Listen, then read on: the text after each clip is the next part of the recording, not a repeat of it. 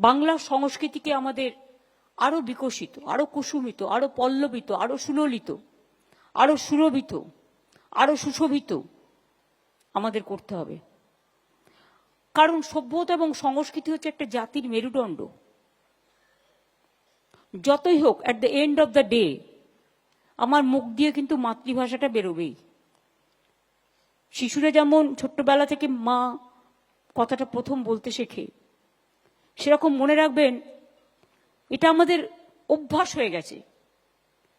মাতৃভাষা যে যার মাতৃভাষা, সকলকে সম্মান করে বলছি, বাংলা ভাষার ওপরে আজকে ভাষা সন্ত্রাস চলছে এবং বাংলা ভাষায় যারা কথা বলে তাদের উপর খুব অত্যাচার হচ্ছে।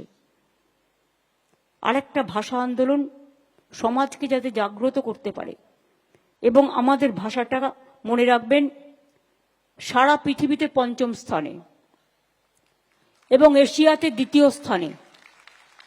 প্রায় ৩০ কোটি লোক বাংলা ভাষায় কথা বলে, আর আজকে বাংলা ভাষায় কথা বললেই তাকে জেলে নিয়ে যাওয়া হবে, এটা আমি মানতে পারছি না।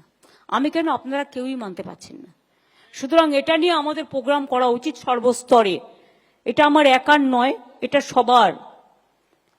বাংলা আমাদের জন্মভূমি, আমাদের কর্মভূমি, আমাদের পিতৃভূমি, আমাদের মাতৃভূমি, আমাদের ধর্মভূমি, আমাদের স্বপ্নভূমি, কি নয়, সংস্কৃতি ভূমি, জাগরণের ভূমি, স্বাধীনতার ভূমি, নবজাগরণের ভূমি।